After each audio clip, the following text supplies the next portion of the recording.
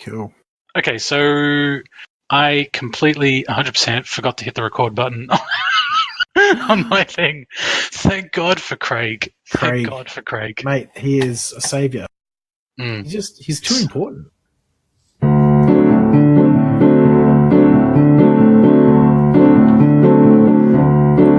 Well, I don't know why I'm listening tonight.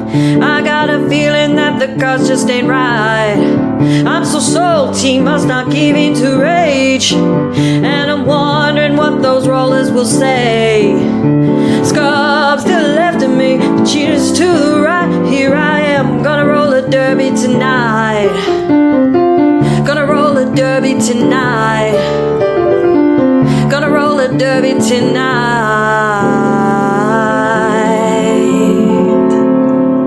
So welcome back to the Hidden City Rollers podcast. Just the two hosts today rather than our normal three. Just myself and Butters. What's up, Butters? Hey, how's it? Good, man. Good. It's all going good. Had a bit of a win in the Discord league, so doing okay. Yeah. The rest of the week is fine, right? It doesn't really matter what happens for the rest of the week. No, that's right. If you win your Discord League game, then everything else is frosting. No, absolutely. No, you just kick it off with a win, and you can just ride that for the next week until you get the next one. Who did you play in the Discord League? I played a local fella, Mark, over here. The end of our game, he was playing Scorpion as well, so it was the mirror. It was Code and Bushi versus Code and Bushi. But at the end of it, he I think he knew I had duty in my hand. So he was on 4, I was on 1 honor. So he bid 5 knowing I'd bid high for duty, but I didn't. I bid 1 and he just dishonored out and died. You're serious? Yeah. That's the best. It was pretty. He said to me, why didn't I bid 4? I don't understand. Why? That's right. You got to hedge your bets, right? He was killing himself, but no, it was good fun, good game. It was a bit KB versus KB is a bit brutal. Like there's lots of straightening and savagery. There's lots of forged edicts flying around, and I saw your splash was Lion Splash. Yeah, it's an amazing splash. Is that the superior KB splash? Yep, that's the cheap and nasty splash. I run 3 ready for battle. Oh my God, ready for battle. I played against... So there's a guy, Graham Hay, who's Monkeys and Pirates on Discord, and he and I seem to always just get matched up in Discord leagues, right? He and I think, were like the 2 finalists like 2 seasons ago. And our games are always really seriously close. He played Lion Splash in our games, in our game just now, and he had bloody ready for battles and all sorts of stuff. So good. I think that my Scorpion that I run, KB Seeker of Air, though, is very I've been playing it for a while. It just gets slightly refined now and then, depending on what's going on. But because at a Code and Bushi, you've always got dishonored people, you're super, super vulnerable to force shame. That's true. Ready for battle just knocks that out. Basically, it helps you out. And also, you can just get super reckless with a lot of your other guys. Like, you don't have to... you can, but like, you can have like 0 fate showed you on the table and not care about Ring of Water. Like, you can just, whatevs, I'll do something different. I don't need that. That is the best thing about holding ready for battles, is having 0 fate guys and your opponent attacks on Ring of Water and just like, yeah, it's fine. You just have that conflict. I'm fine with it. No, I love it. I've also had I run a couple of Army of 1. What's it called? Off the top Legion of of 1. Legion of 1. Sorry, that one, which is amazing. I've had Yogo Hiroe in the past solo strongholds. Just by use of that card, because he has 0 military and then suddenly he whacks out to 6, just knocks it over. So it's an amazing, huge swing card. And then I just run one of the Lion movement cards where you just chuck somebody into a conflict where you have less people. Mm-hmm. Because with your Aramoros and your Shoujus, it's super handy just to flick someone across and implement a nasty kill they didn't think you could do. I find that that's my little bit of spice, that card. But this is the deck I've run make an opening 3 of in that one. Always do. Do you have a name for your deck? All the best decks have names. Yeah, this is the cheap and nasty deck. Oh, it's the cheap and nasty. I see. Yeah. Well, this is cheaper, nastier, and uncut. This is the refined, cheap and nasty. So that's the new one. I'm still dabbling a bit after the cards in Unicorn and Crane packs, but it hasn't changed too much. There's one slot in there that I've the big change I've made recently is put back in Social Puppeteer. I had this one slot and I bounced a lot of different things around in there and I just couldn't do it. And Social Puppeteer is just the best. It works so well. Like just to be able to like run into, I don't know, any old conflict with the puppeteer just on her own, whether it be military or political or whatever. And she can just bonsai herself and your opponent can't counter bonsai when she's got that stuff on if they're running a offensive deck because they have to target her with the bonsai, right? Yeah. So just all that stuff. I mean, I know Mark said, man, she was a pain in the backside when I was playing against him in the Discord League game. Because I ended up with 2 on the table. What's the cost of the character? It's 3, right? Only a 3 for a 1/3. And it's composure. It's unassassinatable. Yeah. Or shame. Because she's got the flip your dial mechanic, like she can always activate it. Like she swaps dials with your opponent. So her composure ability always goes on. So she's super good. I rate her very, very highly. So Discord League, as you know, as we talked about last time, I collect some stats on, clans and splashes and all this type of stuff. And this season I decided to do the same thing. And I would like to ask you a few questions. So we've had 9 results in for Australian Discord League so far. So of the splashes for the 9 people that won, what do you think the most common splash is? Most common splash, I'm going to say crab. Crab? Explain why crab. I feel the tower thing is still very big, and I think military is quite heavy at the moment. And the reprieves are super key in that. And crab have also got like your watch commanders. I know Dishonor's bouncing around a lot. And rebuild I've seen out there a couple of times as a restricted choice. I wouldn't be surprised if it was crab. And Fight On is just huge. Fight On is quite good. And you got three keeper warders out there at the moment, so. Well, remember our Discord League has 6 crane and 6 crab 6 crane and 6 scorpion in it. Yeah, true. So I should actually know what clans actually won. I'll go look at that in a second. But actually, the most common splash is dragon. Oh, yeah, the let go splash. Okay. Yeah, right? Yeah. Like let go and going. That's probably always been the case, though. Like, that's probably, if you went back in time to the beginning of the game, the let go splash has probably always been the top of it. Yep. Another question that I thought would be really interesting was, remember when they took away the fate for going seconds? Yes. And so then the question became, well, should I go first or should I go second? And I think sort of the people, who are the wizards, are split, right, on that. So I asked the winners, were you the first player or the second player? Like, did you go first or did you go second? Yeah. And what ratio do you think is higher amongst the winning players? I want to believe that it's equal. You're very close. It is very close to equal. So there's 9 results in. So second player is up by just a little bit at like 56%, but at 44% is going first. So nice. Yeah, straight down the middle. No, I like it. I think it really depends on your deck these days. I think that makes the big difference. Whatever your game plan is determines whether or not you want to go second or first. Like, I like to go first, so I have, with my deck at least, I prefer to go first so I have more control over the rings and the ring effects that are bouncing around. Because I like to play a lot of guys quite broad. I often don't have fate on a couple of people, and a bad void or a bad water ring can be quite disruptive. So I like to be able to nix that as soon as I can. I think that's reasonable. That's my general strategy as well. Yeah.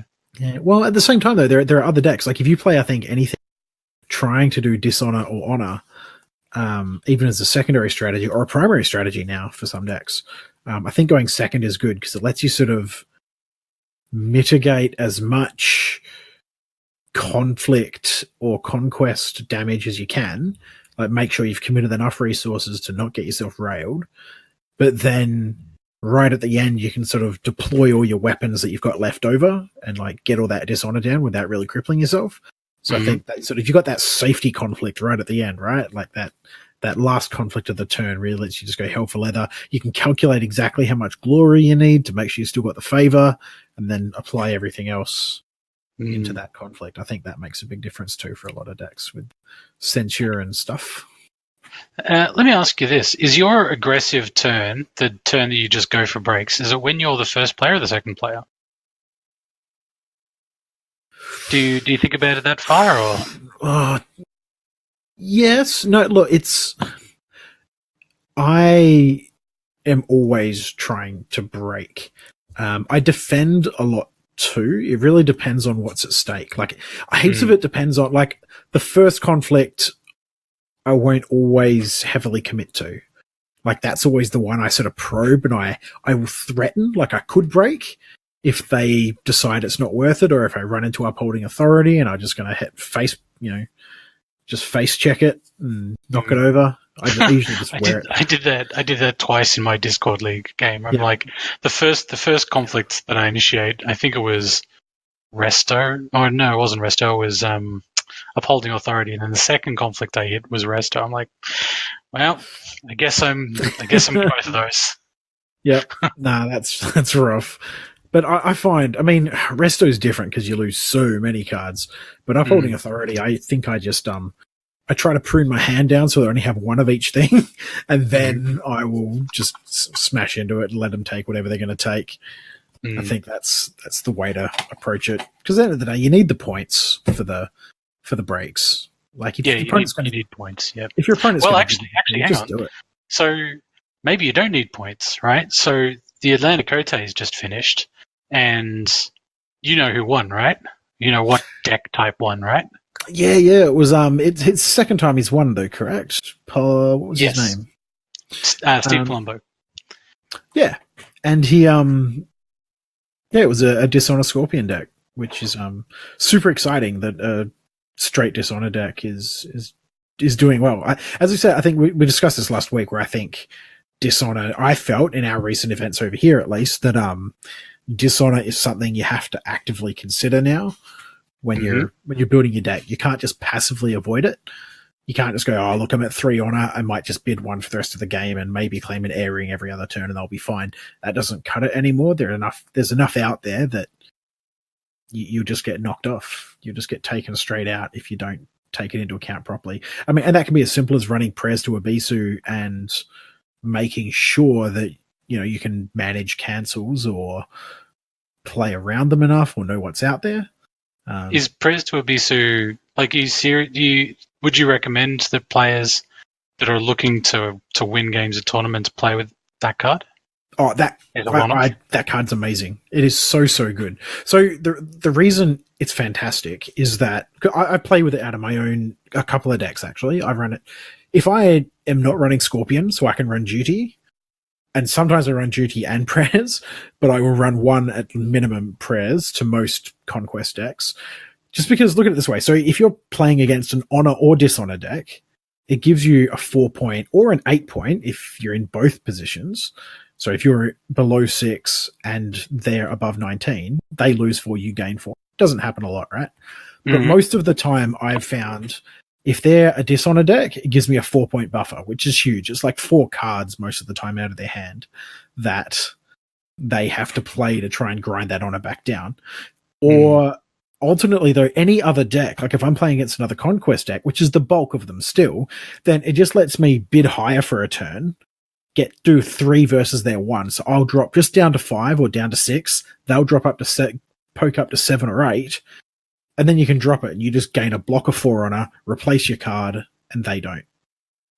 And so it's a very big swing. Like it's never a dead card. And that, for me, for the way I like to play and what I think is valuable in cards, I think never having a card be legitimately dead is super important.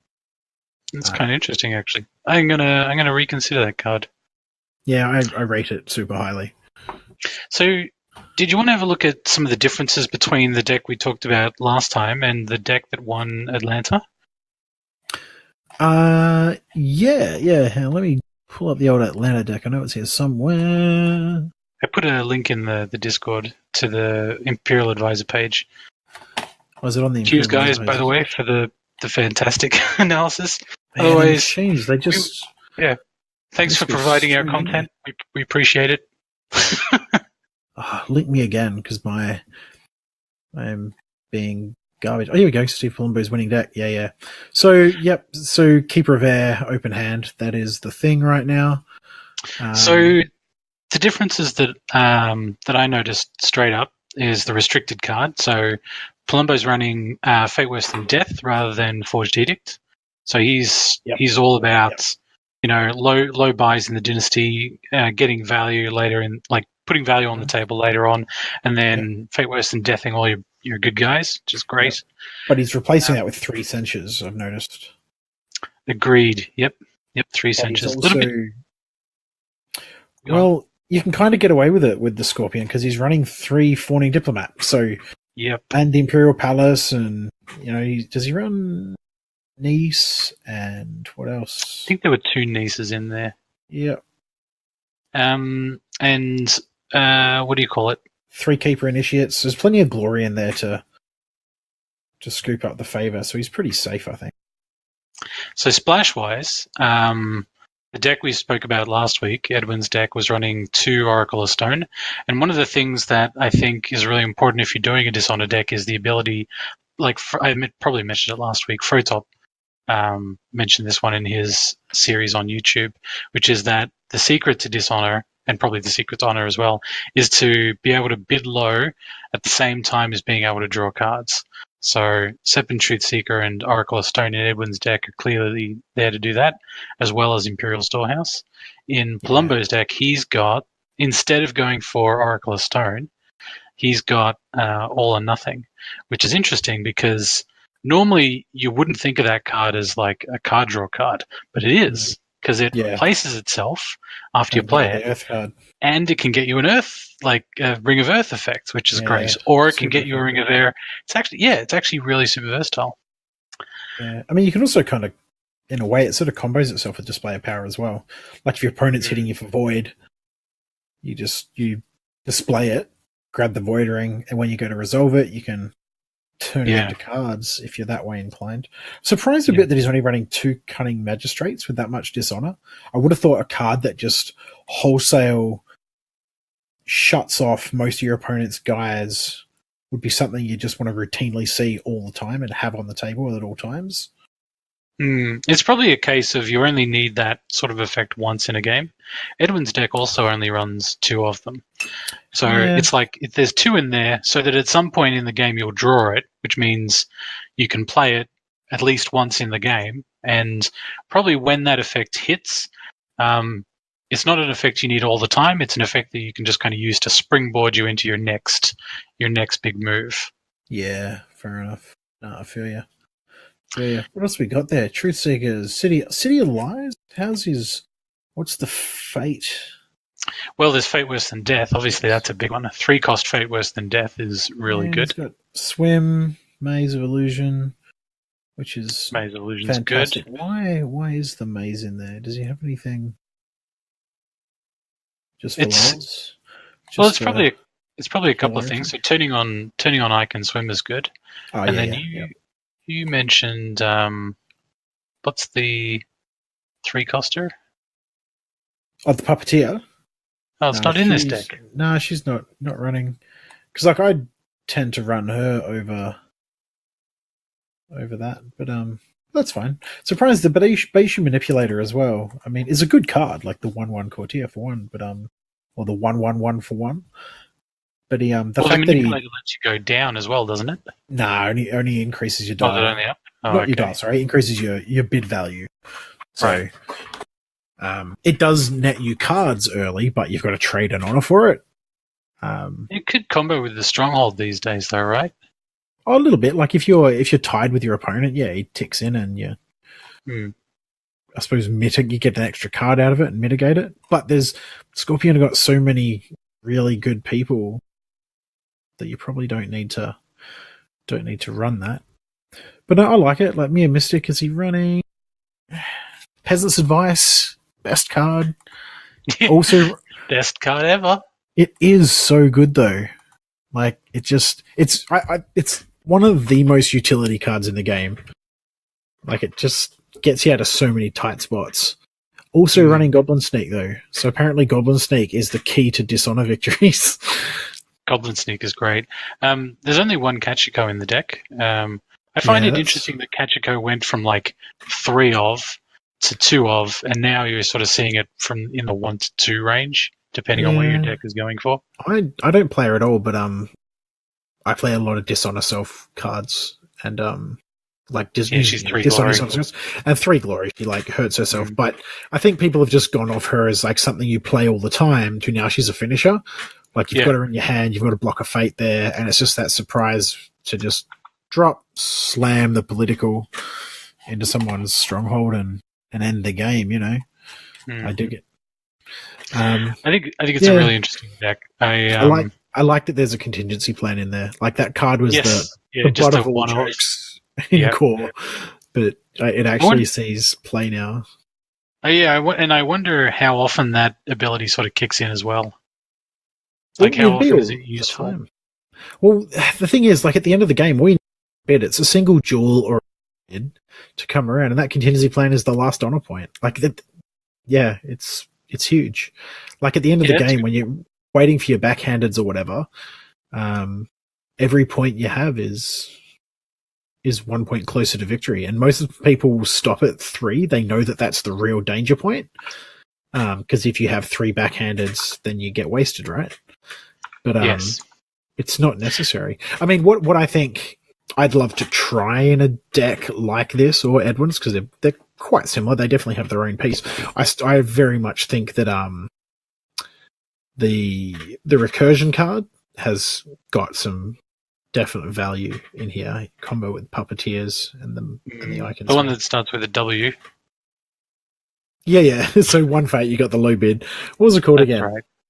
Yeah. True to form. We're the podcast that can't remember the names of the cards. It's a mystery. Yeah. But, it costs you 1 fate more than the card itself, but if you've got a lower honor dial bid, you can drop stuff in. So I would definitely pay 1 fate to play a card out of my bin. I mean, heck, I play Phoenix. I mean, they're the kings of that kind of thing. Yeah, no, it's valid. Well, Phoenix don't need any more of that stuff, so they do fine. It's a neutral card, so we can. Yeah, but Phoenix don't have the. I mean, all those cards like Good Omen and Warm Welcome is the card. Sorry, there we go. Got there eventually. Warm Welcome, and like Good Omen and stuff like that are all much easier to play out of Scorpion, just because you've got dial mechanics. So you got the Puppeteer and Maze of Illusion, and I think there's others out there too, but they all help. That's all you need is a little bit more. I mean, it's a little different now when people can run Daisho. Anyone that runs Daisho can do the same thing, because you're forcing your opponent to bid 2, right? And if you really need to be higher, you bid 5. If you really need to bid lower, you bid 1. Your opponent doesn't have that option on those jewels, so it makes a big difference. I like how these decks, all of them running like 3 assassinations as well. That was a super no-no back in the, like right at the beginning. People were all over their assassinates. Then they learned that cost is actually really heavy and you don't get too crazy with them. Well, for everyone except Scorpion, right? Well, now, even Scorpion, I think, were predominantly on 2 or even 1 for quite some time, because everyone knows, right? Like after core, everybody knew that you don't double down on 1 and 2 cost people. You don't put a bunch on them because of Assassinate. But because everybody learnt that, people stopped doing it, and Assassination lost a lot of its value. It's still super good, but you weren't stripping 4 fate off a table anymore, because the metagame. Yeah, right. It changes, peaks and troughs and all that gear. But you know what I think is really interesting as well. So I think. So one thing that, when I was reading the write-up in Imperial Advisor, one of the things that stood out to me was the number of matchups that clans have that are definitely unfavorable, right? So obviously I looked at the Phoenix ones first. So Phoenix, out of 8 matches played by Phoenix, they have a 25% loss rate against Scorpion again, right? Or at least at this event, right? So I don't know what that says about the broader meta. We'll have to wait until maybe Birmingham, something a bit bigger. But isn't that so? that's telling. Phoenix have a 25% win rate versus Scorpion, yeah. Loss. So they only win a quarter of their games. Correct. Yep. Yeah, so they've got a 25% win rate. Oh, sorry. Yeah. My bad. Yep. Yeah. Damn, okay, good. Statistics. Stats. Whereas they, in this event again, out of 4 games, they had a 75% win rate against Dragon. So, and then I thought, oh, that's interesting. Let's have a look at some of the other clans. And every clan actually has a matchup that is particularly unfavorable. I think that Crane probably come out the best, right? So, yeah. Let's just go. I'll just go through them. I got the page up, right? So, yep. Crab, 33% win against Lion, and 30% win against Scorpion. 2 bad matchups. So Crane, I think is kind of 50% for most clans except for Unicorn. They've got a 43% win rate against Unicorn and a 40% win rate against Crab. So that's not as bad as some of the others, but no, their weaknesses are nowhere near as weak as the others. Dragon's weakness is apparently Phoenix. Everybody else seems to be pretty even. Yeah. Lion is actually just Legend of the 5 Rings. It's probably underrepresented, right? So Lion is probably the least played clan, so there's actually the least number of matchups in total. There's only 17 games in the event to draw stats from, so it's kind of hard to tell. Phoenix bad matchup, Crane. Scorpion. Yeah, Crane's actually around the middle. It's Scorpion. Yep. Scorpion's bad matchups against Crane. Unicorn's bad matchups against Dragon. Yeah. Yeah, that's super interesting. Yeah. So I think that's interesting because I reckon if you go back and have a look, maybe people can yell at me on the internet if I'm wrong, but I have an impression that the games 6 months ago or so, things were kind of even. It was sort of 50%, all around. Say pre-Children of the Empire or something like that. Yeah. I don't know. Could be rose-colored glasses. Maybe. I think Lion were in a worse spot then, to be honest. They've definitely made some small steps and they're doing better than they were.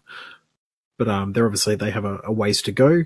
I don't think Crab have changed in forever. I wouldn't mind betting, though, that Crab should have a higher win rate overall just based on the cards if everyone had the same level of experience as they do against Crab. Because the Crab deck hasn't changed in ages, right? It's tiny little incremental changes. So everybody knows exactly what it is that deck's doing every single game. It hasn't really changed. Yeah, and just because you know what a deck is doing doesn't necessarily mean that you can stop it either. It's clearly very strong. No, but that's it. But if you can imagine if it was just strong, but it had a whole bag of new tricks. I reckon after Crab's clan pack comes out, I think they are probably going to pop for a while. I think they'll get quite ridiculous. It would be my guess. Do you know if they're coming out before or after Gen Con? I thought Dragon was the only one that was before, that was after Gen Con. Oh, so you're correct. No, you were right. Dragon is the only one. I'm not sure if it's getting released after Gen Con or if it's only legal after Gen Con, but either or. So Crab should be out, so that will be a big thing to note. But I'm not sure Dragon need it. I mean, there's a very good chance that Dragon will benefit a lot from whatever comes out in the Crab pack as well, because they splash Crab often, and the Crab sort of neat attachments that just really augment giant towers. They definitely synergize really well with Dragon. Yeah. It does really well. So speaking of win rates and all this type of thing, sometimes a clan's strength is how often it gets into the cut, things like that. Yep. So again, at Atlanta, there are 2 Crabs, 2 Scorpions, and 2 Cranes in the top 8. No Unicorns, and then one of each of the others. But then you look at who advances, right? And it's the Crab and the Scorpion that advance all the way to the finals. So even though the Crane got 2 in on the cut, they were eliminated first round. That's kind of interesting. Yeah, so the Crane took on the Scorpion and the Crab, and they went on to be the finalists. Yep. So, I mean, Armitage lost to Dragon. Yeah, so I want to know what that Dragon deck was. Whether there's something interesting and spicy in there. Not that I think that matchup is like favored towards the Scorpion or anything. It's just that I don't know. I feel like a Scorpion has. Actually, no. That's not true. I do feel like Scorpion is favored. That's the reason I want to know what's in that Dragon deck. Yeah. No, look, I'm mostly really stoked with that result. Palumbo's. I love the fact that it was a Dishonor deck, like all the way. Like I don't think he's not running like fans and katanas and stuff. He's no bonsais, none of that nonsense. It's all just good old fashioned. Do you know what So there's an interesting story there, I think. So Steve Palumbo, way back, remember last podcast I talked about like the guy that went Scorpion. He gave up his Hatamoto ship to go Scorpion so he could pick a Seeker role for Scorpion so they wouldn't get like a Keeper of Air role because he felt like the backhanded coupler was like NPE and stuff like that. So Steve Palumbo for all this time has been one of the most the staunchest advocate of the Dishonor sort of play. And at all of the events that he goes to and places really highly, and he's always sort of been pushing that play style, even when they weren't on a Seeker of Air, Keeper of Air, or even a Keeper role. They had Keeper of Earth before this, right? Yeah. So he was playing that all the way through, and that deck did really well. And this is kind of his like, see, I told you, this is the way to play Scorpion, right? Cue Vindication meme from Captain Holt. Yeah. 9-9. Yeah. So I think that's really good. He always does really well in events. Great player. Nah, it's been good. He had I saw some of his chatter on the Scorpion chat afterwards. It was everyone was dead keen and very supportive, just saying, yeah, it's great. Dishonor deck. I love it. But it's good. I like that it's out there. I think the Keeper of Air Scorpion deck though, I think has a lot of different iterations. You'll see like that, like it's going to happen that someone's going to start chucking in like the Crab Splash with Watch Commanders, because when you're not drawing a lot of cards and your opponent is drawing a lot of cards, if you're trying to bid low, Watch Commanders stock goes up a lot. Stock price soars because every time your opponent does that, you're 1 point closer to your victory condition. Makes a very big difference. Particularly with a lot of movement and stuff. As long as you can shepherd, like your Shosura Sadako, for example, not Sadako, Takeo, who moves into conflicts of Dishonored people. Like if you can strap a Watch Commander on him for a few turns and protect him from assassination. And even assassination isn't even that big of a deal. Like if I've got that down there and you want to assassinate him, you know what? If you want to it's basically just front loading the honor loss. That's it. If you would have taken from Watch Commander. Yeah, if you want to burn down there, then you know what? Be my guest. I'm on board. Yeah.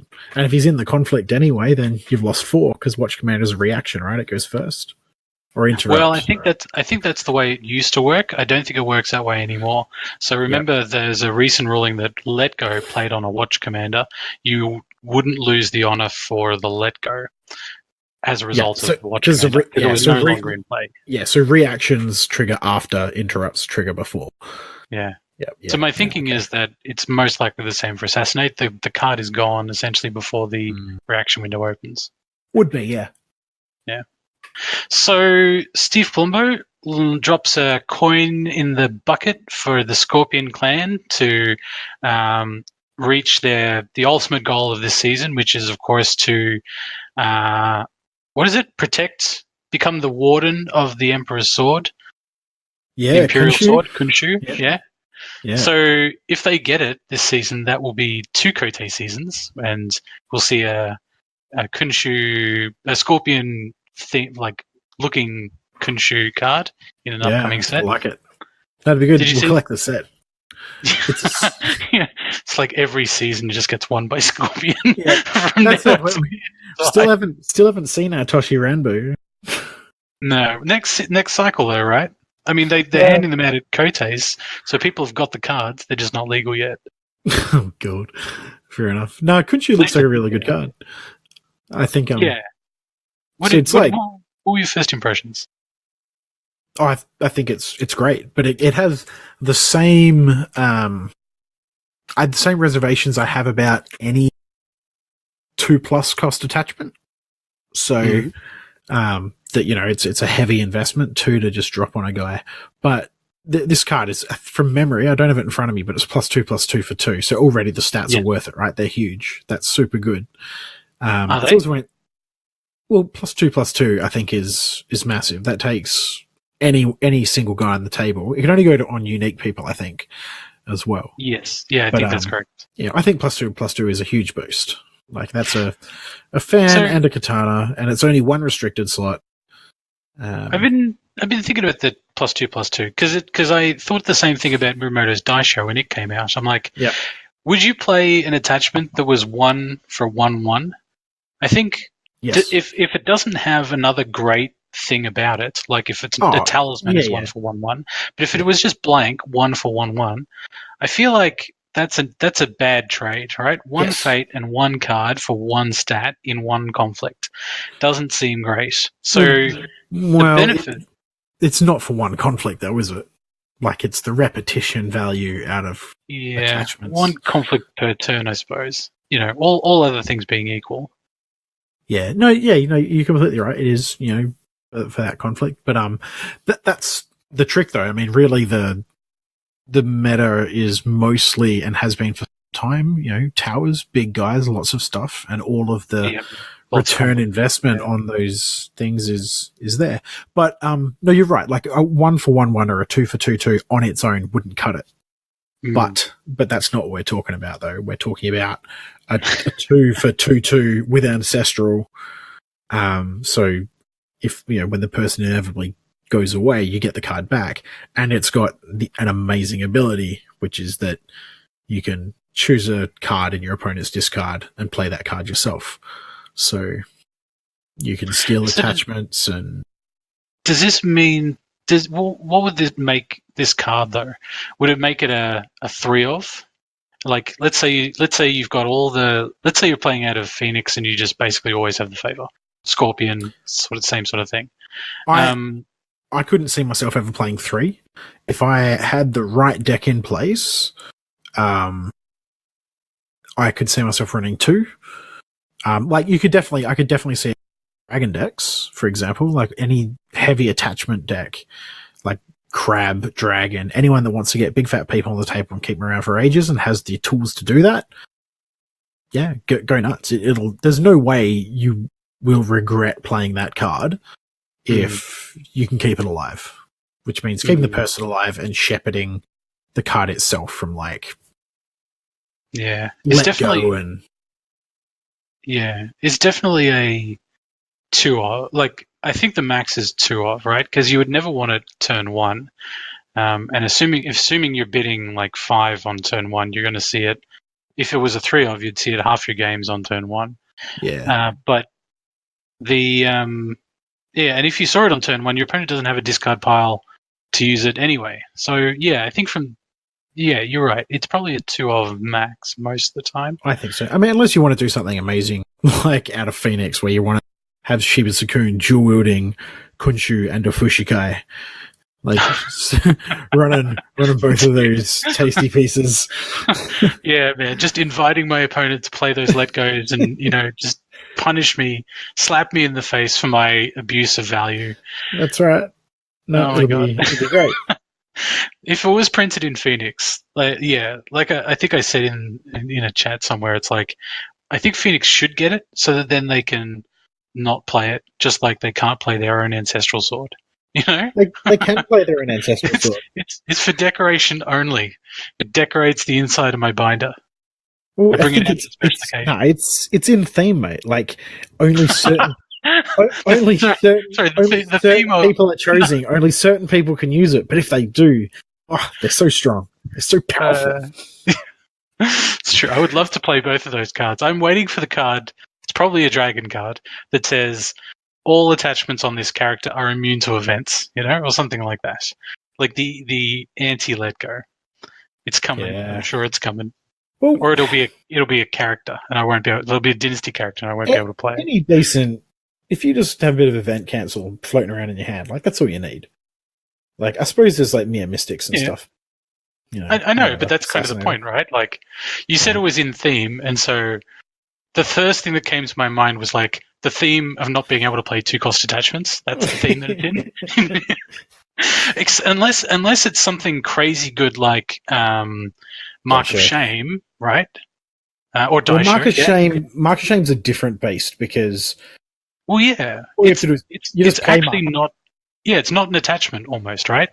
It's like an event because all of the useful bits of Mark of Shame happen as soon as you attach it, and then so therefore all of the value gets paid like off when you play it, and then if your opponent plays the let go, it's actually bad for them because they haven't actually removed as much value as you've gained just by playing the card. Yeah, while we're talking about Mark of Shame. It's a good segue into one of the other spoilers that came out just prior to Khonshu, which is the Tea House for Crane. Yeah. Which is a +2 holding, and I think it requires a participating courtier, and you choose an attachment on an opposing person in the conflict, and you return that attachment to the opponent's hand, which for Mark of Shame is just amazing. Because you can Mark of Shame people, get the double dishonor off, and then just boomerang it back to your hand to be played again at another time. And you can just keep...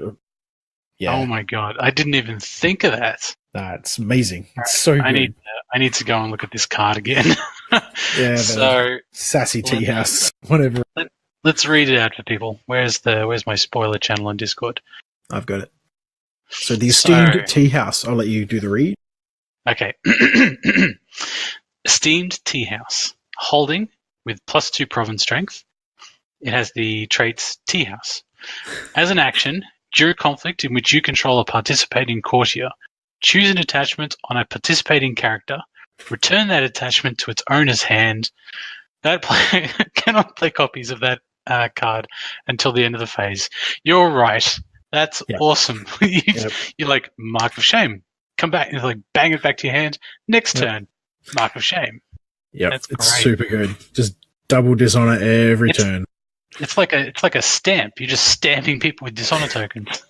No, it's super good. I'm not sure. I haven't been able to ID anything else that really has the same effect.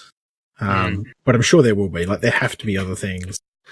But even like Crane aren't opposed when they have the good fortune to have a keeper role to run like Talisman of the Sun, for example. Like if you're in that last conflict with your guy where you've been talismaning or your spyglass or whatever, where it's been bouncing around all over the place, you're like, oh, I'm about to lose this guy. End of the turn, I might just take this one back and I'll play it again later. Or you can just have you can be doing your normal thing, normal game plan, and then somebody has like a really oppressive attachment, like Miyamoto's Daisho or something. And those characters are going to be in conflicts.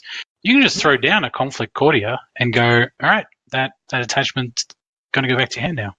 Yep. Yeah. And just get rid of it. And I love the stipulation that they can't play it again for the rest of the phase is super good, though. Like it would have to be the kind of situation where you would not, like, you don't do that early in the game. You do that late in the game when you're looking to close the game. Well, it's a repeat action every turn, right? Like, it's a holding it. As long as it doesn't break, it's +2 strength. It just sits there all the time. You just do it whenever you feel like it. I'd be more than happy to have 3 of these on my and just get all my people out of that last slot. The Crane's army, like at the front of the Crane's army, they're building these little tea houses, Yeah. No, absolutely. These sort of cards make me wish they had influence costs on more than just conflict cards. Yeah, like, that'd be nice. Such a neat card to have. Like, it's not really depriving your opponent of anything. They just have to wait. But at the same time, I'll tell you what does bother me about this is it gives Crane the full suite of tools now. They've got their kill, they've got their closure. They've got their attachment control. Yeah, they've got everything. I think all clans are heading in that direction. In some way. When this card came out, if you think about, I think there's 4 clans actually that all now have attachment controlling 5. There's Dragon, Crane, Phoenix, Crab, and I feel like I'm missing one. Scorpion have got plenty. Scorpion. There you go. So 5 out of 7 have actually got in-clan attachment control in some fashion. So who doesn't? Unicorn, Lion. Actually, no. Lion's got hand-to-hand. Lion have got hand-to-hand. Yeah. Yeah. Okay. So just Unicorn. And I'm sure somebody not have any. Yeah. Okay. No, I don't think they do. So, dear listener, if you can think of a Unicorn card that is sort of attachment control-y, you can tweet us at the Jade Throne Podcast. So do that. Yeah, dead keen. Okay, so country spoilers and stuff. So what else has been going on locally? So we mentioned the Nationals last time we were on the podcast. We didn't have any details, so we've now got details for Nationals, right? It is. So Nationals now is 23rd and 24th of November. So just at the end of the year. I think it's in a sweet spot where there's no university exams. Yes, I think so. I'll tell you what it's also after. Is because I mentioned last week about the hectic schedule I'm going to have if I make Kote, right? It's going to be bedlam, like one thing after another. This event, Nationals in Brisbane, is where it is. I can't remember the exact place, but it's in Brisbane. We'll get you some more details later. It's literally 2 days after my 10th wedding anniversary, so there's always no chance of going to this as well. Ah, damn it. Yeah, but you choose the things you want to do, which is good. Yeah, that's right. I'd rather be married. So it's true. I'm trying to think of a witty retort to that, but there isn't one. No, there's not. Just cry sadly. Why does everything revolve around the marriage? Why doesn't the marriage revolve around the cards? Well, I don't know. Just because it's a better thing. If you have any marital advice, what's his name from Jade Throne is getting married soon. So feel free to tweet at that at the Jade Throne Podcast. Yeah, that fella's plummeting headfirst into being a grown up. It's like all you hear about is buying a house and all kinds of stuff. I think he was talking about being able to go to Gen Con but not Worlds, and that'll be a crying shame. Yeah, I think it's different over here in Australia as well. Like, you can't just skip over. Well, I can't. You over in Melbourne and stuff, you can, but from Perth, it's a pretty lengthy journey to get anywhere. It's at least 3,000. It's at least 3,000 kilometers. The closest city, distance, and that's just Adelaide. So nothing happens there either. But at least they're close enough to have stuff. I feel like there's actually a really good amount of events and stuff going on. So Atlanta was just last weekend. Birmingham is next weekend. Sea Turtle, I think, is in a couple of weeks. Sea Turtle? Sea Turtle. Haven't you seen the name of, in Discord, they just changed the names of the channels. Like, there's this Kote and that Kote. They just renamed the channels. They renamed the Atlanta one to Sea Turtle because Seattle's next. Kote Sea Turtle. I see. Don't ask me. I feel like that's an inside joke. And I don't get that one. What else is coming up? No, not Nationals. The World Cup.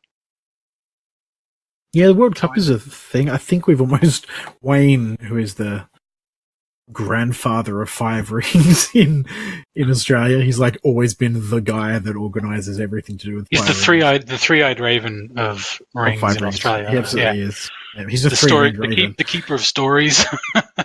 Yeah, no, but he's always all over it. So he's sorting that group out. I think it's just been a couple of the usual, not conflicts, but discussions about who should actually represent. So you have I think a few pairs of people that want to have a crack. I'm pretty sure the submissions were on Sunday.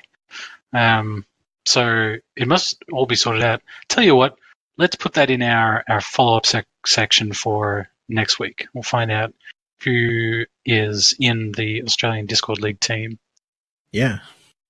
And so deck submissions start. So the World Cup, I can't remember what I just said, but the World Cup is kind of an interesting event. There's like eight people on a team, 7 of which are like primaries, and then you've got 1 backup. And each player is representing 1 clan. And I think when they do the matchups, one team chooses 1 person from their clan, and then it's like you use that clan and then they're gone. Is that right? Oh man, don't ask me. I have no idea. I only have so much space up here for things to do with my. I do as much as I can, but only the stuff that's immediately pertinent to me. Yeah. But no, I think so. I know there's been a little bit of confusion. Yeah, I think the format is kind of interesting, actually, especially being like a team, like an offline team event.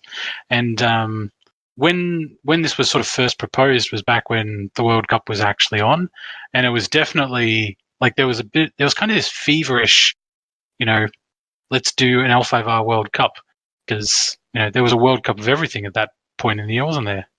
But I think it petered out. Like I can't remember if there was a final game or anything like that.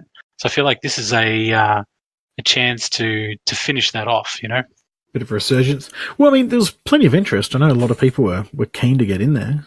I think just about every clan had more than 1 nominee, which is good. And they're all sort of that. So, no, heaps of people are keen to have a go. So I think, I'm keen to see what the results will be, actually. Because I know we've got some good players going in, but obviously some places like the US, you've got like your O'Neills and there's your Palombos out there and stuff. So the competition is stiff.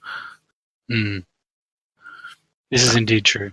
So speaking of competition, so like I said, there's like heaps of events going on. World Cup.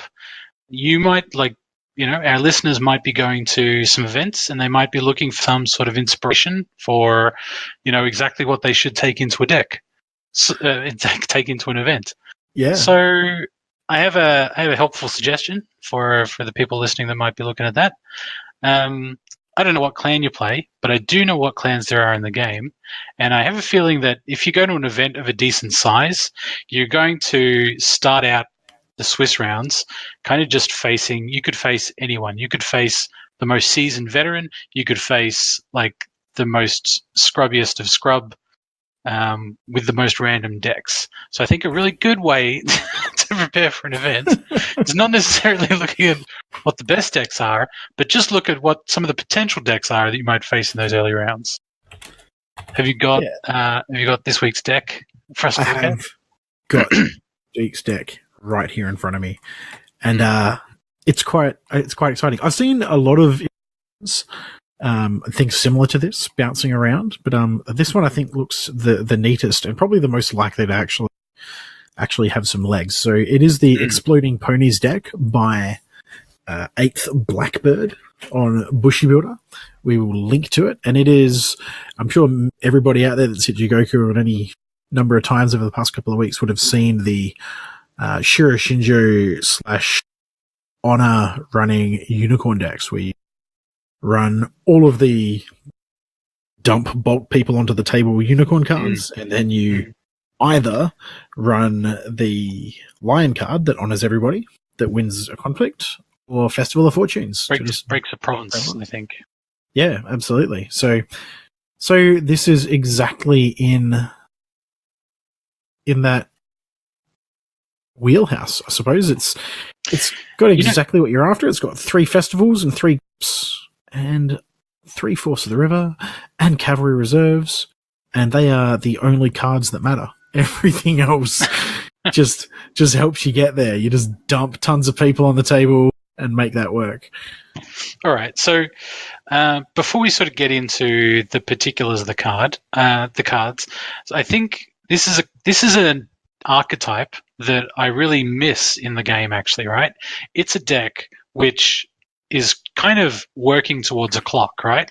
It's got maybe a turn 3 or a 4 clock, where if you haven't won and broken the opponent's stronghold, they're going to get to 40 honor, 25 honor, and win the game. So if you're a deck that doesn't really go very fast, this deck could be a problem for you, right?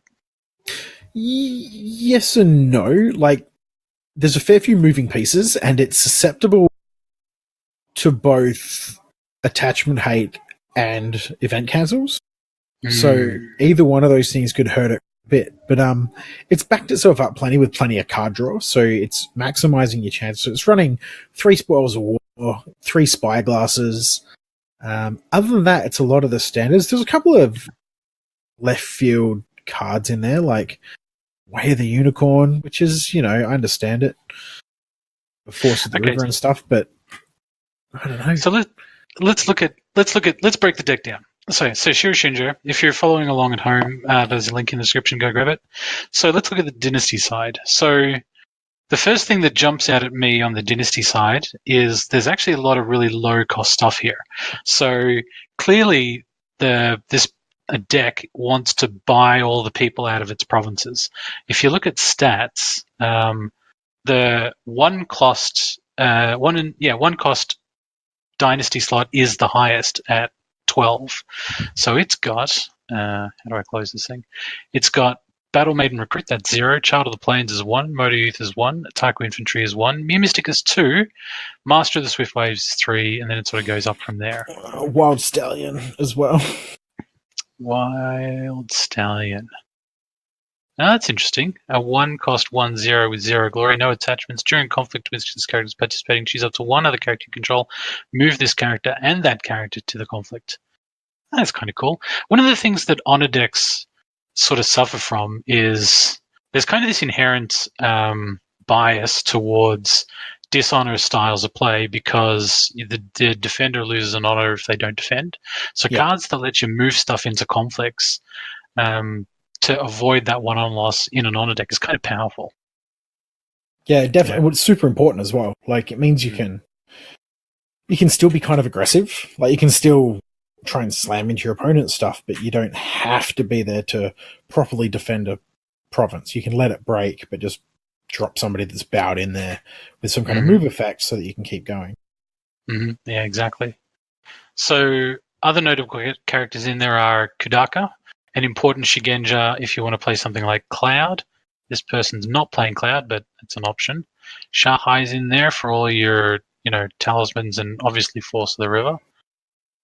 It's covert as well, so you could actually use Shahai as a little bit of a battering ram, so you can go in, covert around some of their guys, get an air ring, while Kudaka draws you a card and gains you a fate for it. Yeah, definitely. Yeah.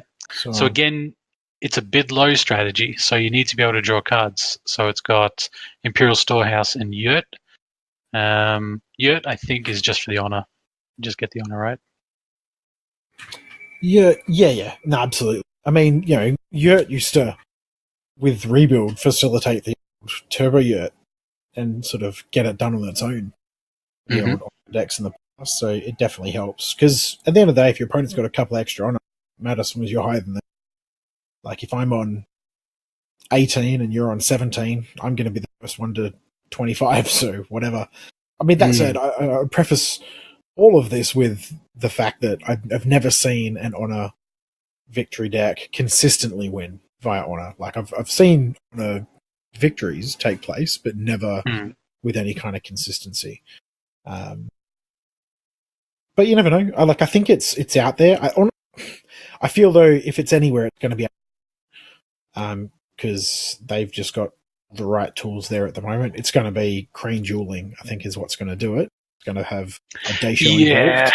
Yeah. Most likely the most consistent deck to win by honor is going to be one that is able to do, like, this game kind of has these pillars, right?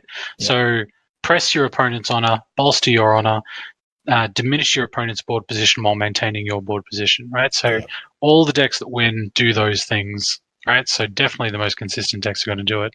But I like this deck because it's kind of an aggro deck, but it's not aiming to break provinces. It's aiming to get guys onto the table so you can hit. So let's talk conflict, right? get guys onto the table as cheaply as possible.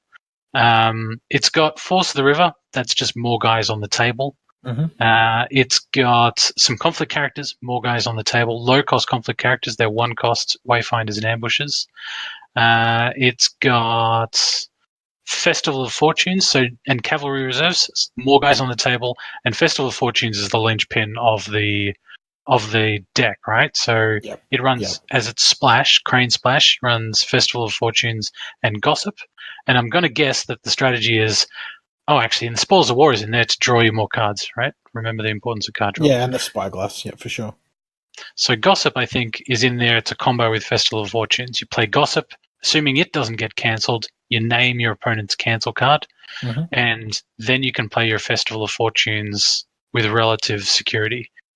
Does it run censure? It runs one censure, just maybe if they try and cancel your... One Defender Honor. I mean, I feel like every deck should have one censure. Like, it just is that tasty little card that if you've got the favor, it's often that cancel that your opponent doesn't expect. Like, if you're running Forged Edicts or you're running Voice of Honor, they can play around those, but they never really know if you've got censure there. Someone's just like, man, if I just had that card.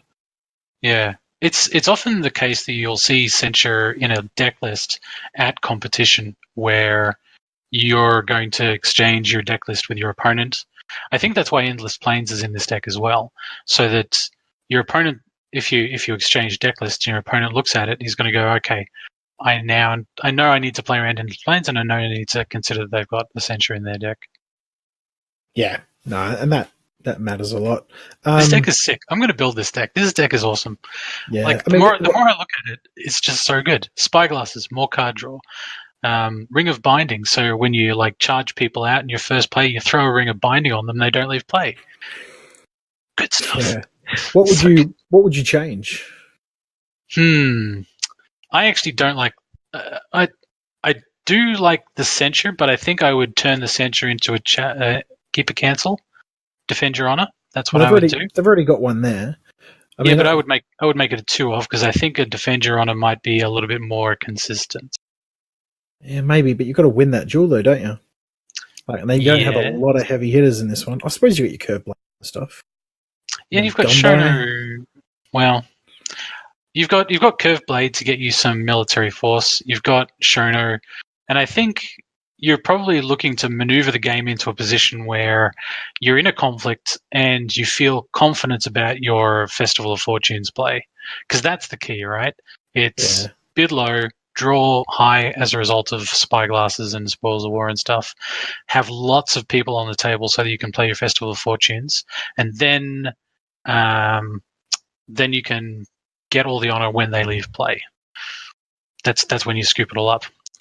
There's a Chrysanthemum Festival in here, so I feel like if you're in the Defend Your Honor sort of thing, maybe away the Chrysanthemum as a result of a Defend Your Honor gets you a bit more honor. It just looks, it's kind of nicely balanced. It looks very, very elegant, actually. The other thing I would change is this Daimyo's Gumbei. During a conflict, if this card's in your hand, reveal it and initiate a military duel against a character your opponent controls. Resolve the duel, put this card attached to the winner. So I feel like all of these duels are a little bit like just to get into a duel so you can get into the honor exchanging situation, so you could play something like Chrysanthemum Festival, or maybe just because it's a duel, take a little bit of honor from your opponent.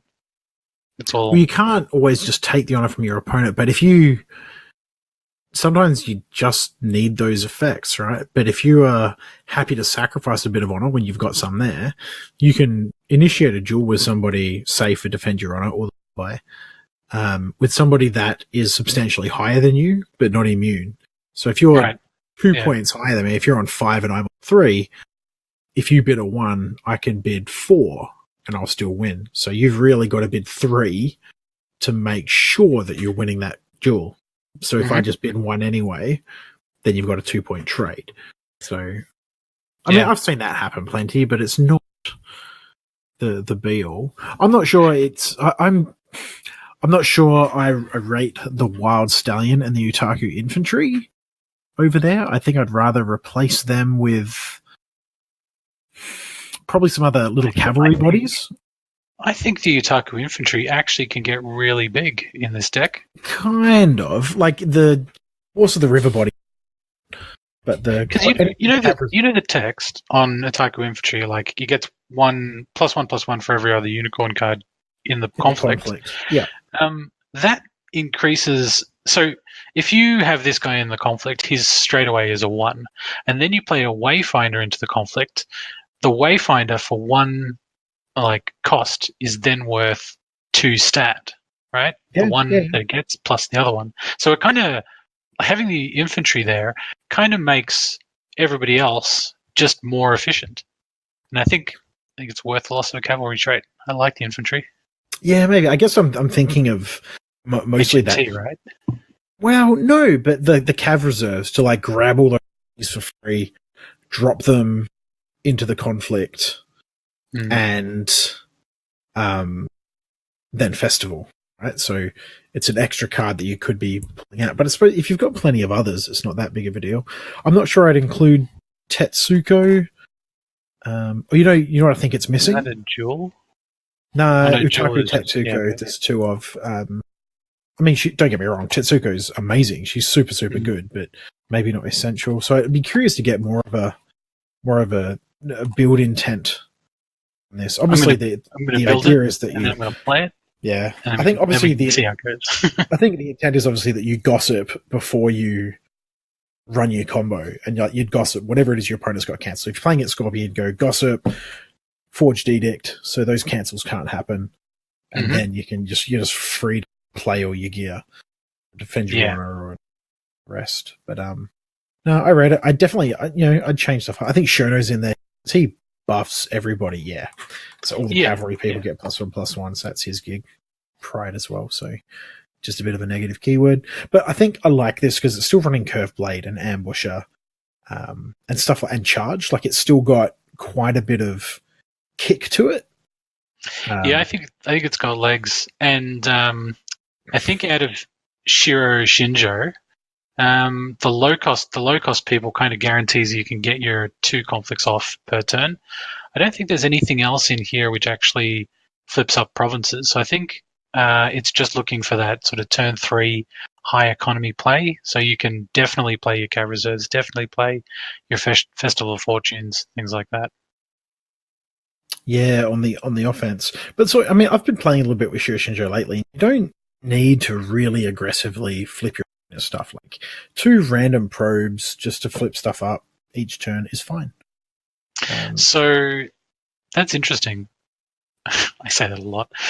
So Shiro Shinjo starts off at 6, right? So correct. You hit your opponent for 1 province. So on turn 2, it's a 7. So you're only up by a half of fate.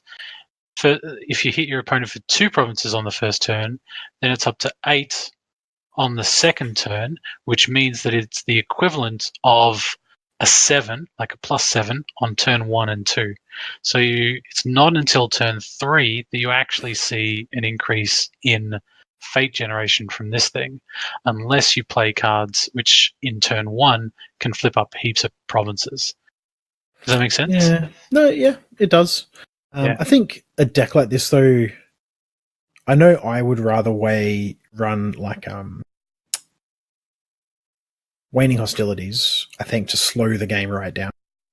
I've got plenty. Like turn 1, you're probably not going to do 2 conflicts. You just wait and see what your opponent plays, right, out of his dynasty. And but fast decks might put you in danger, but for the most part, you don't need to. Even though it costs you an extra fate, you slow down enough of those conflicts, you start to build a bit of momentum, get all that honor up, and suddenly they realize they're in trouble. The rest in. I'd probably definitely switch up the provinces quite a bit. If I'm really gunning for honor, I would first of all, for the not just provinces, but the dynasty, I would put in Sadia because she is awesome. And she's the one that lets you flip things back face down. Then I would drop in Public Forum instead of Upholding Authority.